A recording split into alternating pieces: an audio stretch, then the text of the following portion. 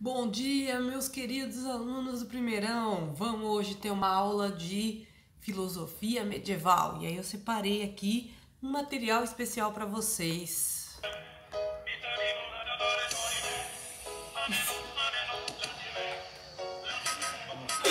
Ai! Desculpa, gente, eu não resisti. Eu separei um material especial para vocês, além dessa música maravilhosa, que é um slide sobre filosofia feudal. Primeira coisa que vocês vão ver é uma xilogravura ou iluminura, né, medieval, aí de fundo.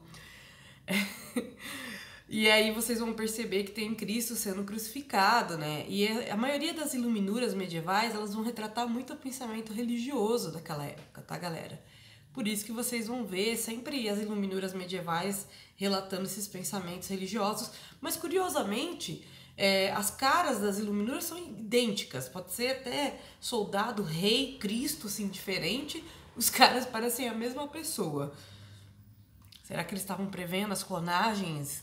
Acho que não, né, galera? Mas que é curioso isso é. Eu não sei se tem uma razão pra isso, porque eu não estudei muito profundamente esse tipo de arte. Mas deve ter, né? Tipo, sei lá, o pintor contratou uma pessoa pra reproduzir várias pessoas, né? Porque era pouco dinheiro. Então provavelmente era assim que eles resolviam. Ou não, né? Vai saber, deve ter alguma razão, provavelmente. Então, Cristo e o cristão. É conhecido por Idade Média, o período que se estende do século V ao século XV. Foi um período de muitas invasões germânicas, sarracenas, magiares, dentre outros povos. O Império Romano ocasionando. Desculpa, gente, no Império Romano, ocasionando sua queda. No Novo Testamento, os evangelistas João, Mateus, Marcos e Lucas narram a vida de Cristo. O livro foi considerado uma escritura sagrada pelo catolicismo. Né? Hoje falar essa sequência de nomes parece que é um grupo do Zap, né? Ou que é a chamada da escola, porque foram nomes que se popularizaram muito, né, galera? A cultura cristã, ela foi muito popularizada, tanto pelas suas ações dentro do continente ali europeu, quanto as colonizações aí em nível americano e africano, tá? Ou no caso da Etiópia, que não foi necessariamente uma colonização na África, mas foi realmente a própria sociedade, né, que aderiu ao cristianismo, tá? E aí a gente vai ver que os cristãos, muito diferentes de outros religiosos, né, da época do paganismo, eles estão muito preocupados em criar uma ética cristã. Então todos esses grandes pensadores aí da Idade Média estão muito preocupados sobre a ética cristã. Alguns filósofos nem consideram a Idade Média uma época de filosofia, não no sentido de filosofia da ciência, mas no sentido de filosofia da religião, que é a teologia. A Idade Média teve muitas coisas, assim, até surpreendentes pra gente, né? Sempre que a gente ouve falar de Idade Média, galera, a gente sempre ouve falar de maneira pejorativa, mas não foi de todo ruim, assim. Teve muita coisa na Idade Média que foi surpreendente, assim, no sentido de tecnologia e no sentido de até filosofia de vida, enfim.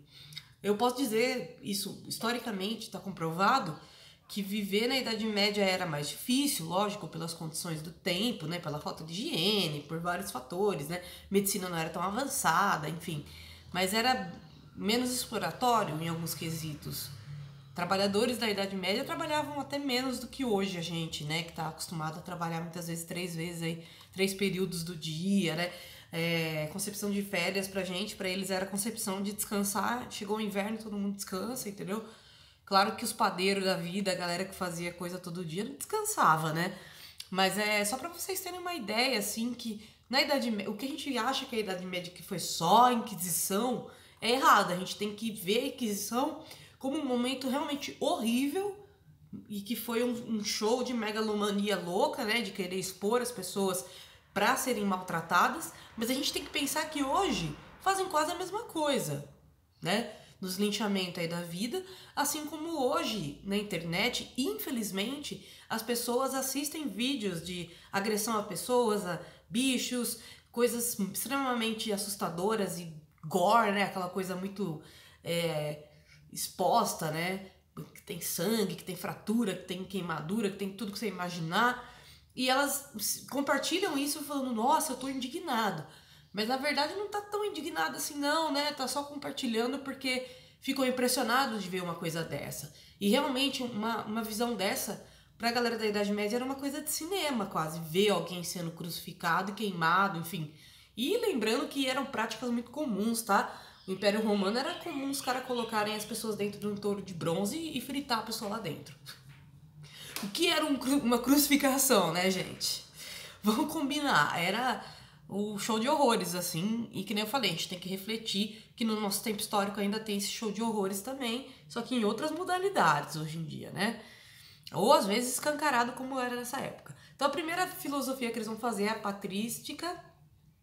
A patrística, ela vai ser durante aí o período que houve uma grande mobilização na Igreja Católica em converter a população em católicos, tá, galera? Para os membros da igreja estudarem as religiosidades de maneira mais ampla possível na época, para cooptar elementos que possibilitassem a conversão mais rápida. Um dos que mais se destacaram nessas práticas foi o Santo Agostinho, que viveu em 354 a 430, né? É bastante tempo até, e ele inclusive vai vir a falecer por conta de uma invasão viking. Louco, né? Que vão pegar ele, vão assassinar ele. Assim que ele é assassinado, ele já vira santo, né? Ele é canonizado pela igreja. Ele é o maior criador dessa primeira teologia. Pessoal, é o seguinte. A Igreja Católica, se você olhar para a Igreja Católica e pensar que a história da Igreja Católica é a história que somente o Evangelho pregou, você está sendo muito ingênuo. Porque na história da Igreja Católica, tudo teve um simbolismo muito grande. A própria questão de adoção da cruz como símbolo foi uma questão simbolista, tá? Foi uma simbologia por trás. E uma das coisas de simbologia por trás da Igreja Católica é a criação de santos. Criaram os santos para cooptarem a galera pagã. Como os pagãos tinham muito essa coisa de deus da guerra, então se o cara era soldado, ele obviamente ia venerar o deus da guerra, que era o Marte, né? Então, como você tinha muito essa preocupação de que aquelas pessoas gostavam de se identificar com os santos, começou essa criação de santos, de pessoas que viveram na Terra, ou não, né? Dependendo da situação, a gente não sabe ao certo. Que foi justamente uma maneira de aproximar esses pagãos que precisavam dessas figuras reais, mas santificadas em outro plano, né? Para adorarem, né? Figuras que tinham funções específicas. Foi muito mais para isso do que de fato pela canonização dessas pessoas e tudo mais. Então, eles foram percebendo a lógica das outras religiosidades e foram cooptando para o catolicismo. Então, o que a gente chama hoje de catolicismo foi uma super cooptação de outras maneiras de religiões, tá? Então, um exemplo aí básico dessas cooptações, tá? Aqui no Brasil é muito comum você ir na casa dos outros, né? Na casa da sua avó, assim. Pelo menos eu tenho uma avó católica, né? Então é assim que funciona. E aí você entra no quarto, você até assusta, né? Aquele monte de santinho, que dependendo da situação fica um pouco assustador, tá? Mas depois que você vê que é santo, você fala, ufa, tô protegido, né?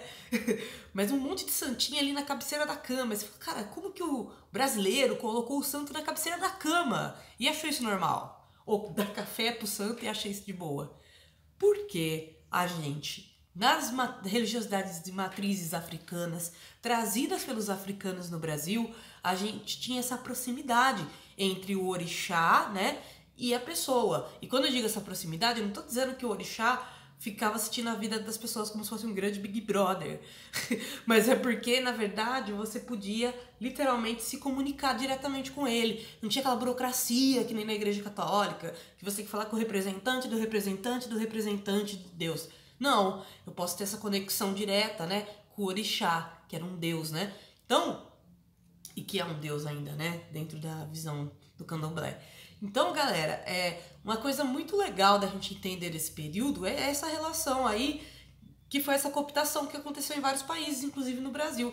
Os brasileiros só põem café pro santo porque parece uma espécie de oferenda. Foi uma coisa que foi trazida de outras religiões.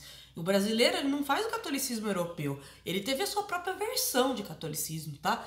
Só que pra gente ter uma noção, o catolicismo europeu, ele também não foi diferente desse catolicismo brasileiro, porque ele também teve as suas criações de costumes, tá? E, então, indo aí pro Santo Agostinho e Tomás de Aquino, também, né? Santo Agostinho viveu entre o período turbulento da Idade Média, nas invasões, embora teve prestígio na igreja, como já falei. Suas principais obras são Confissões, uma obra autobiográfica, e A Cidade de Deus. Aí a gente vai focar um pouquinho mais na cidade de Deus, tá? O mundo material é a cidade dos homens, onde há imperfeição e vícios. Então, corpo, né? O nosso corpo é cheio de vícios, cheio de imperfeições, né? E é muito limitado também. Então, seria tudo que o meu corpo exige como vício, né? Se vocês forem ver os pecados originais, aí os pecados capitais, desculpa, gente, eles sempre envolvem essa falta de dominância, né? Da nossa mente sobre o nosso corpo. Pessoal, não foi exclusividade da Igreja Católica falar disso. O Islã falava muito disso, né? O Islã tem até, inclusive, um momento importante do Islã, que é o Ramadã, que é justamente esse teste entre quem está no controle da situação, minha mente ou meu corpo. Então eles fazem jejum das 6 horas da manhã até 6 horas da tarde para controlar o corpo, né? Os islâmicos aí que ainda aderem ao Ramadã, tá, galera? E aí na Igreja Católica a gente vai ter essa questão na Páscoa, né? Que vai ser esse jejum de uma coisa que você gosta muito, né? Às vezes pode ser difícil, mas dizem que esses 40 dias ajudam você a eliminar certos vícios, né? E então eles têm muito essa crença, na real, né? De que sim, o corpo é diferente da alma, né? A necessidade verdadeira, que é a alma, que seria a mente, né? Em algumas leituras filosóficas, ela tem, ou na leitura dos católicos, a alma já é aquela parte eterna, né? Do ser, enquanto a parte finita é o corpo, é o que vai ficar aqui, o que vai ser enterrado, que né? Não vai levar nada, de fato. E para ele, à medida que a filosofia do Agostinho cresce, aparece uma espécie de neoplatonismo, porque o Platão também acreditava nisso. Se o Platão acreditava que dentro da caverna as sombras eram a projeção do que as pessoas achavam que era a realidade, para Platão, a realidade é uma sombra mal projetada que a gente olha e a gente acha que está entendendo as coisas, mas a gente não tá. Um exemplo básico. Muitas vezes você analisa uma coisa que por fora tá de um jeito, mas por dentro tá de outro. Por quê? Porque aquela primeira análise aparente, que seria a análise da realidade, vai fazer você se enganar. Mas no caso dos neoplatônicos, eles eram muito além. Eles diziam que toda a sua vida aqui em terra era um engano. Que, na verdade, o verdadeiro mundo, né, o mundo da cidade cidade de Deus, no caso, né, que é a oposição da cidade dos homens, era um mundo que não era imperfeito, que não tinha nada imperfeito, que não tinha pecado, né? Não tinha problemas, né? Queria, não sei. Mas era uma visão bem romântica, né, da vida pós-morte. A escolástica, então, do Tomás de Aquino, de 1225 a 1274, né, que ele viveu, vivenciou os avanços das ciências renascentistas, tá? E era professor também, ele era professor, olha que coisa, gente, curioso. E também teve contato com os povos islâmicos. Resgatando a obra de Aristóteles, Tomás de Aquino acreditava que o ser humano era corpo e alma, e justamente por isso era capaz de compreender, pensar, o que se diferenciava dos demais animais. Também lhe dava um juízo. Não existe nada no intelecto que não tenha passado pelos sentidos. Pessoal, é nessa que eu vou deixar vocês para próximo bloco aqui da aula, que eu vou fazer, vou upar, né? Professora tem um celularzinho tão complicado por enquanto, galera, né? Estamos na esperança aí de melhorar essa condição, mas eu tenho um celularzinho tão complexo que eu tenho que fazer a upagem do vídeo para poder fazer outro vídeo. Então eu tenho que ficar esperando upar esse vídeo para fazer outro. Complicado, né? Mas enfim, a gente volta logo mais.